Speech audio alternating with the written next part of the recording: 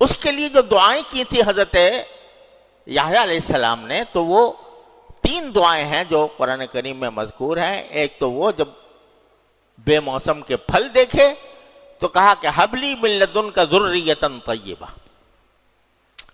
اے اللہ مجھے پاکیزہ اولاد عطا فرما دے۔ اور ایک وہ جو میں نے ابھی سورہ مریم میں کہا کہ حب لی من لدنک ولیہ، اور ایک اس آیت میں ہے کہ رب لا تذرنی فردا، اے میرے پروردگار آپ مجھے اکیلا نہ چھوڑیے، اکیلا نہ چھوڑیے۔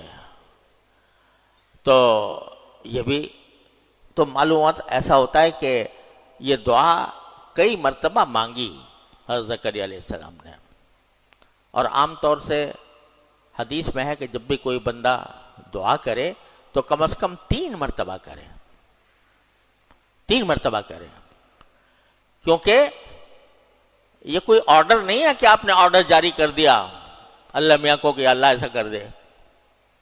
یہ ایک گزارش ہے، ایک فرمائش ہے، اللہ تعالیٰ سے التجا ہے، تو اس التجا میں تکرار ہونا چاہیے، بار بار کرے آدمی، یہ نہ سمجھے کہ بھئی ایک مرتبہ کر لی بس پورا ہو گیا، بار بار کرے۔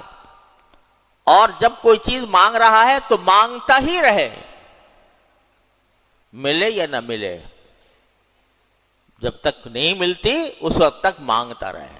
تو پتہ نہیں کتنا وقت گزرا ہوگا حضرت زکریا علیہ السلام کو دعائیں مانگنے کا، تو کبھی کسی الفاظ سے دعا مانگ رہے ہیں، کبھی کسی لفظ سے دعا مانگ رہے ہیں، یا اللہ میں اکیلے رہ جاؤں گا، کوئی میرا اس میرے مشن میں، میرے مقصد میں کوئی میرا ساتھی نہیں رہے گا، مجھے ایسا دے دیجئے اپنے رحمت سے، رب لا تذرنی فردا وانت خیر الوارثین۔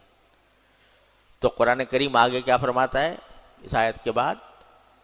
فرماتا ہے کہ فَوَهَبْنَا لَهُ يَحْيَىٰ وَأَصْلَحْنَا لَهُ زَوْجَهُ، کہ ہم نے ان کو یحییٰ علیہ السلام عطا کیے اور ان کی بیوی کی اصلاح کر دی، بیوی کو تندرست کر دیا۔ انہیں جو رکاوٹ تھی کہ بیوی بانجھ تھی تو اس کو درست کر دیا۔ یہ جو جب اس جگہ کہا حضرت زکریا علیہ السلام نے کہا تھا نا انا ھذا، یہ کیسے ہوگا، تو وہاں اللہ میں نے نہیں کہا کہ تمہاری بیوی کو ٹھیک کر دیں گے، وہاں تو یہ کہا کذالک، یہ کہا کہ اس بحث میں تمہیں پڑھنے کی ضرورت نہیں ہے کہ کیا ہوگا، کس طرح ہوگا، طریقہ کار کیا ہوگا، اس بحث میں پڑھنے کی ضرورت نہیں ہے، جو اللہ نے کہا ہے وہ ہوگا۔ وہاں یہ نہیں بتایا کہ تمہاری بیوی ٹھیک ہو جائے گی، بلکہ یہ کہا کہ اللہ کا حکم ہے، اللہ تعالیٰ اپنے فضل و کرم سے تمہیں بیٹا دے گا۔ اور یہاں جب اللہ تعالیٰ نے واقعہ بیان کیا ہے تو بتایا کہ ہم نے ان کو یحییٰ دے دیا، اور وَأَصْلَحْنَا لَهُ زَوْجَهُ، ہم نے ان کی بیوی کو درست کر دیا، ان کا بانجھ پن دور ہو گیا۔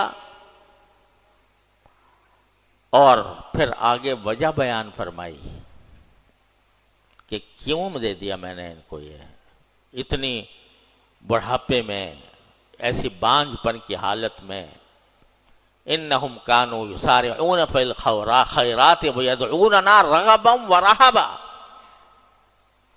یہ وہ لوگ تھے جو نیکیوں میں ایک دوسرے سے آگے بڑھنے کی فکر کرتے تھے۔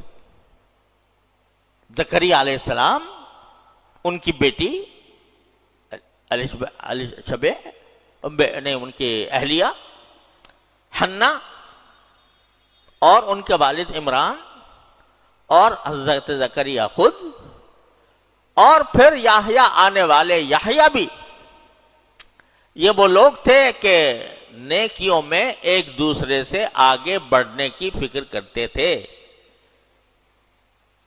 تو ہمارے لاڈلے تھے، پھر ہمارے محبوب تھے، ہم ان کی دعا کو کیوں نہ قبول کریں۔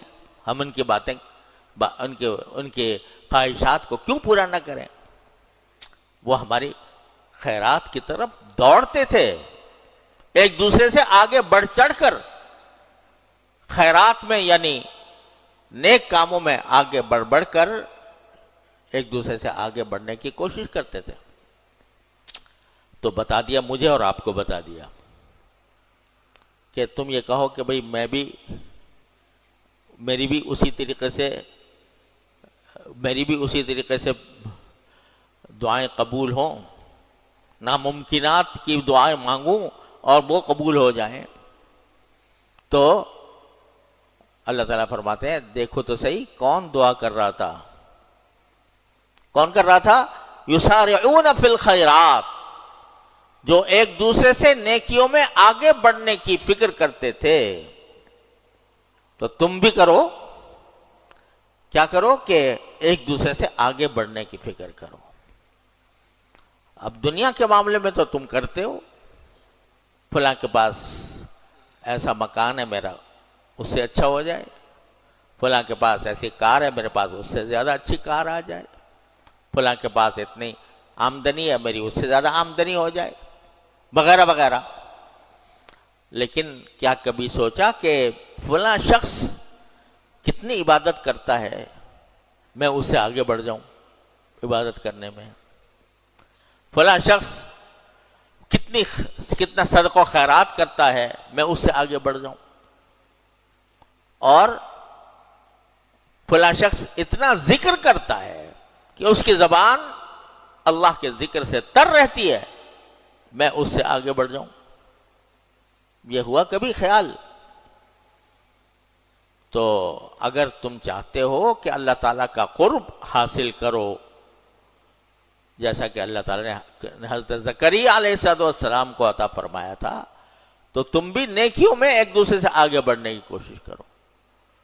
یہ جو ہوتا ہے نا کہ دنیا کے معاملات میں کہ اس کی اتنی آمدنی ہے تو میری اس سے زیادہ ہو جائے، اس کی اتنی شہرت ہے تو میری اس سے زیادہ شہرت ہو جائے، یہ اس کے پاس اچھا مکان ہے تو اس سے اعلی مکان مجھے مل جائے، اس کا نام ہے ہرس۔ اور یہ ہرس جو ہے یہ مذموم ہے، یہ اچھی چیز نہیں ہے کہ آدمی ہرس کرے کہ فلاں کے پاس یہ چیز ہے تو مجھے بھی ملے یا اس سے اعلی ملے۔ تو یہ ہرس ہے، یہ مذموم ہے، ناپسندیدہ ہے۔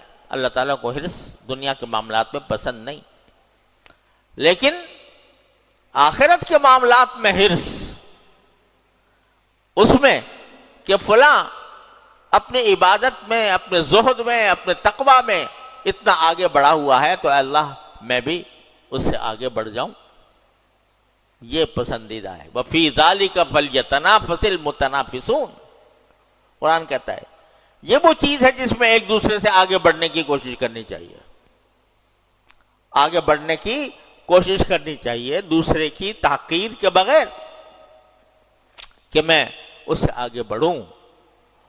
تو کانوا یسارعون فی الخیرات، یہ بندے ایسے تھے جو خیرات میں، نیکیوں میں ایک دوسرے سے آگے تیز جانے کی کوشش کرتے تھے۔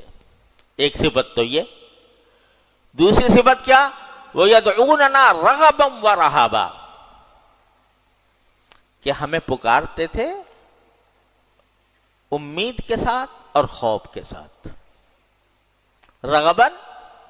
رغبت کے ساتھ اور امید کے ساتھ، یعنی اس امید کے ساتھ مانگتے تھے کہ اللہ آپ ہمیں، امید ہے کہ آپ ہمیں ضرور عطا فرمائیں گے، اور یہ امید بھی کہ ہم سے جو کچھ غلطیاں کوتاہیاں ہوئی ہیں آپ اپنے فضل و کرم سے ہمیں معاف کر دیں گے، یہ امید بھی، اور رہبا، اور ساتھ ساتھ ڈر بھی ہوتا ہے۔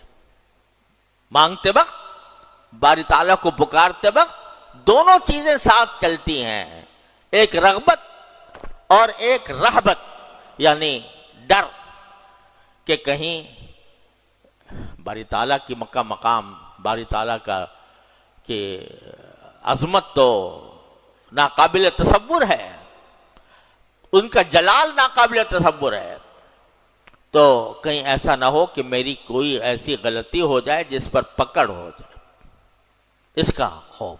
یدعوننا رغبا ورہبا، رغبت بھی ہے، امید بھی ہے، اور ساتھ میں خوف بھی ہے، خوف اپنی گناہوں کا، خوف اپنی کوتاہیوں کا کہ کہیں اس کی وجہ سے پکڑ نہ ہو جائے۔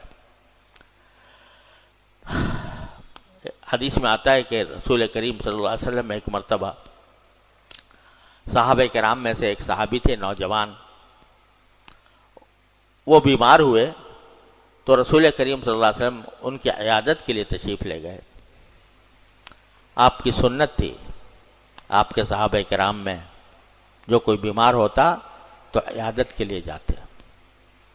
مسلمانوں کا، ایک مسلمان کا دوسرے مسلمان پر حق ہے، یعودہ اذا مرض، کہ جب کوئی بیمار ہو تو اس کا بھائی اس سے عیادت کے لیے جائے۔ اور فضیلت بہت ہے کہ حدیث میں آتا ہے کہ جب تک کوئی بندہ کسی مسلمان کی عیادت کے لیے، بیمار پرسی کے لیے جاتا ہے تو وہ جنت کے باغ میں ہوتا ہے۔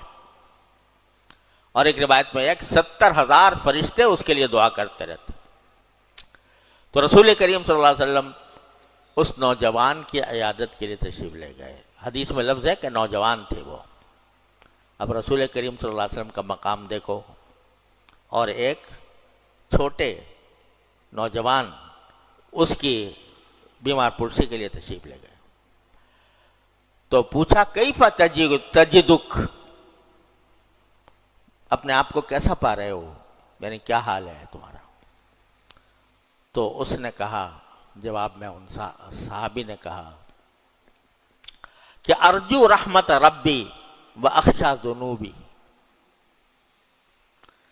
یا اللہ، یا رسول اللہ، میں اس حالت میں ہوں کہ اپنی پروردگار کی رحمت کی بھی مجھے امید ہے کہ میرے ساتھ رحمت کا معاملہ فرمائیں گے، اور ساتھ ساتھ اپنے گناہوں کی کا ڈر بھی ہے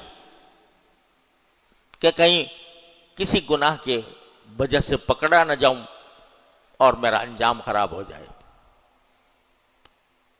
تو رسول کریم صلی اللہ علیہ وسلم نے فرمایا کہ اس جیسی حالت میں، جس حالت میں تم ہو، یعنی بیماری کی حالت، اس میں جس بندے کے دل میں بھی یہ دونوں چیزیں موجود ہوں، امید بھی اللہ کی رحمت سے اور خوف بھی اپنے گناہوں کا، تو اللہ تعالیٰ اس کے ساتھ یہ معاملہ فرماتے ہیں کہ جس چیز کا اس کو خوف ہے اس سے اس کو بے خوف کر دیتے ہیں، اور جس چیز کی اس کو امید ہے وہ اس کو عطا فرما دیتے ہیں۔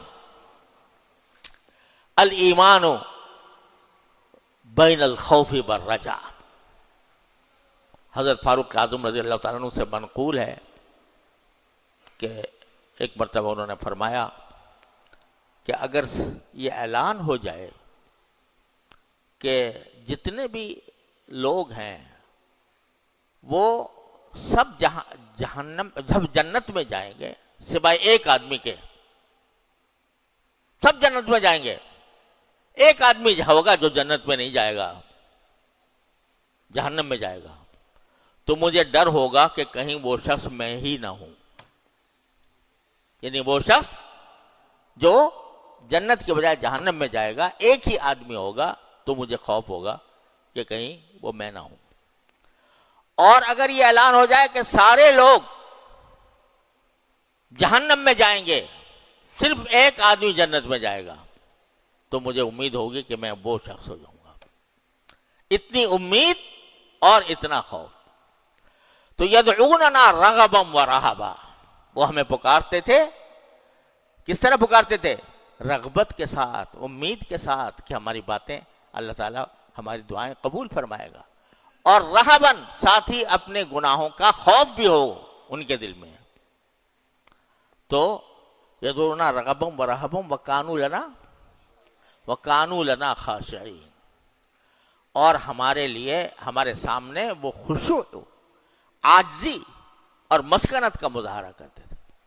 یہ صفات بیان فرمائیں دعا کی قبولیت کا اعلان کرنے اور اس کا ذکر کرنے کے فوراً بعد، کہ ہم نے ان کی دعا قبول کر لی، یحییٰ علیہ السلام ان کو عطا کر دیے، اور ساتھ ہی ان کی بیوی کو تندرست کر دیا، اور ان کی حالت ہی ایسی تھی کہ وہ ایک دوسرے سے بڑھ چڑھ کر نیکیوں میں حصہ لیتے تھے، اور ہمیں بیم و رجا کے عالم میں خوف اور رجا کے ساتھ ہمیں پکارتے تھے، اور وَكَانُوا لَنَا خَاشِعِينَ، اور ہمارے سامنے ان کے دل نرم ہو گئے تھے۔ دل نرم ہو گئے تھے، کیا مانا؟ کہ اس میں تکبر نہیں رہا تھا، اس میں حسد نہیں رہا تھا، اس میں اپنی کوئی بڑائی کا احساس دل میں نہیں رہا تھا، بس وہ تو ہمارے سامنے عاجزی اور انکساری کی تصویر تھے۔ کانوا لنا خاشعین۔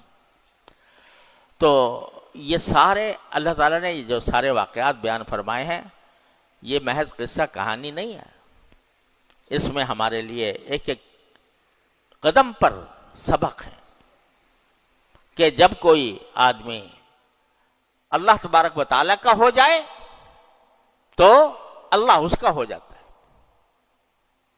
من کان للہ کان اللہ لہو، جو اللہ کا ہو گیا تو اللہ بھی اس کا ہو جاتا ہے۔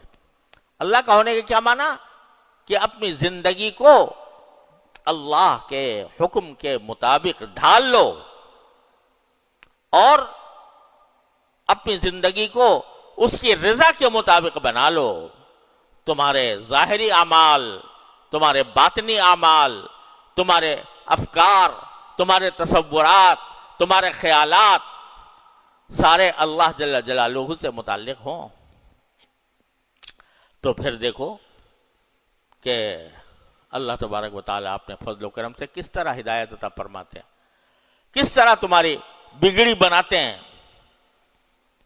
جتنا جب اللہ کا ہو گیا بندہ، تو اب دیکھو صحابہ کرام رضی اللہ تعالیٰ عنہ اجمعین اللہ کے ہو گئے تھے، کیا مانا؟ یسارعون فی الخیرات، وہ ایک دوسرے سے آگے بڑھ کر نیکیوں کے اندر ایک دوسرے سے آگے بڑھنے کی کوشش کرتے تھے۔ تو کیا ہوا کہ اللہ کی مخلوقات بھی ان کے آگے تابع ہو گئے۔ لشکر جا رہا ہے صحابہ کرام کا، اور عقبہ بن نافع کی سرکردگی میں افریقہ کے جنگلات میں، گھنے جنگلات میں رات کو قیام کرنے کی ضرورت پیش آئی جنگل کے اندر، تو خطرہ ہوا کہ یہاں تو درندے بہت رہتے ہیں، سانپ بچھو بھی ہیں، رات کو ہم یہاں پر سوئیں گے تو کوئی درندہ حملہ نہ کر دے، کوئی سانپ بچھو نہ کاٹ لے۔ تو عقبہ بن نافع نے اعلان کیا کہ اے اس جنگل کے درندوں اور کیڑے مکوڑوں، ہم رسول کریم سرور دو عالم صلی اللہ علیہ وسلم کے اصحاب ہیں، اور اللہ کا پیغام لے کر اس جگہ پر آئے ہیں۔ آج اس لشکر اسلام کو یہاں جنگل میں رات گزارنی ہے، تو تم ان کے لیے جگہ خالی کر دو۔ جانوروں سے خطاب کیا۔ تو روایات میں آتا ہے کہ دیکھا تو شیر جا رہا ہے، ہاتھی جا رہا ہے، بھیڑیا جا رہا ہے، سب جنگل کو خالی کر کے چلے گئے، اور صحابہ کرام کے لیے۔ تو جب من کان للہ کان اللہ لہو، جو اللہ کا ہو گیا اللہ اس کا ہو جاتا ہے۔ یہ سبق اللہ تعالی ہمارے دلوں میں بٹھا دے اپنے فضل و کرم سے، ہمیں اپنا بنا لے۔ یہ خوب دعا مانگا کرو، یا اللہ ہمیں اپنا بنا لے، یا اللہ ہمیں اپنا بنا لے۔ تو جب بندہ اللہ کا ہو جاتا ہے تو اللہ تبارک و تعالی اس کے لیے کائنات کو مسخر فرما دیتے ہیں کہ محمد سے وفا تو نے تو ہم تیرے ہیں، صلی اللہ علیہ وسلم، کہ محمد سے وفا تو نے تو ہم تیرے ہیں، یہ جہاں چیز ہے کیا لوح و قلم تیرے ہیں۔ لوح و قلم تیرے ہونے کیا مانا؟ کہ ہم تقدیر تمہاری بہتری کے لیے ہم اپنی تقدیر کو مقرر کر دیں گے، بس یہ کہ محمد سے وفا کر لو صلی اللہ علیہ وسلم۔ اور محمد سے وفا کرنے کا کیا مانا؟ کہ محمد صلی اللہ علیہ وسلم کی سیرت اور سنت کو اپنا لو. جتنا سیرت اور سنت کو اپناؤ گے، چھوٹی چھوٹی سنتوں کو بھی اپناؤ گے، اتنا ہی اللہ تبارک و تعالیٰ کا قرب حاصل ہوگا، اور جتنا قرب حاصل ہوگا تو یہ کائنات تمہارے آگے مسخر ہو جائے گی. اللہ تبارک و تعالیٰ اس کی توفیق عطا فرمائے. جائزہ لے ہر انسان اپنے آپ کا کہ میں کس سنت پر میں عمل کر رہا ہوں، کہ کون سی سنت میں نے چھوڑی ہوئی ہے، اور اگر چھوڑی ہوئی ہے تو اس کو عزم کر کے اپنی زندگی میں اپنا لے کہ اب آئندہ میری زندگی رسول کریم صلی اللہ علیہ وسلم کی سنت کے مطابق ہوگی. حضور اقدس صلی اللہ علیہ وسلم کس طرح سوتے تھے، کس طرح جاگتے تھے، کس طرح اپنے گھر کے اندر رہتے تھے، کس طرح اپنی ازواج سے معاملہ فرماتے تھے، کس طرح مہمانوں سے معاملہ کرتے تھے، کس طرح میل جول والوں سے کرتے تھے، یہ ساری سنتیں، مسجد میں کس طرح داخل ہوتے تھے، نکلتے کس طرح تھے، وغیرہ وغیرہ. اس کا ایک مرتبہ مطالعہ کر لو بھائی. سوئے رسول اکرم صلی اللہ علیہ وسلم میں وہ ساری سنتیں جمع کی ہوئی ہیں، وہ کر کے پھر دیکھیں جائزہ لے کر کہ کون سی سنت مجھ سے چھوٹی ہوئی ہے، اس سنت پر عمل کرنے کی کوشش کر لو. کہ محمد سے وفا تو نے تو ہم تیرے ہیں، یہ جہاں چیز ہے کیا لوح و قلم تیرے ہیں. یہ انشاءاللہ یہ ایسی جھوٹی بات نہیں ہے. یہ اللہ تبارک و تعالیٰ کی طرف سے جو میرے محبوب کے ساتھ محبت کرے گا، جو میرے محبوب کی سنتوں پر عمل کرے گا، وہ اس کا مطلب یہ ہے کہ مجھ سے محبت کرتا ہے. ان کنتم تحبون اللہ فاتبعونی یحببکم اللہ. میری اتباع کرو، یعنی رسول کریم صلی اللہ علیہ وسلم کی، تو اس کا نتیجہ کیا ہوگا؟ اللہ تم سے محبت کرے گا. ارے تم کیا کرو گے محبت اللہ سے؟ اللہ تم سے محبت کرے گا اگر تم نے میرے حبیب صلی اللہ علیہ وسلم کی سنت کو اپنا لیا. اللہ تعالیٰ اپنے فضل و کرم سے، اپنی رحمت سے ہم سب کو اس کی توفیق عطا فرمائے.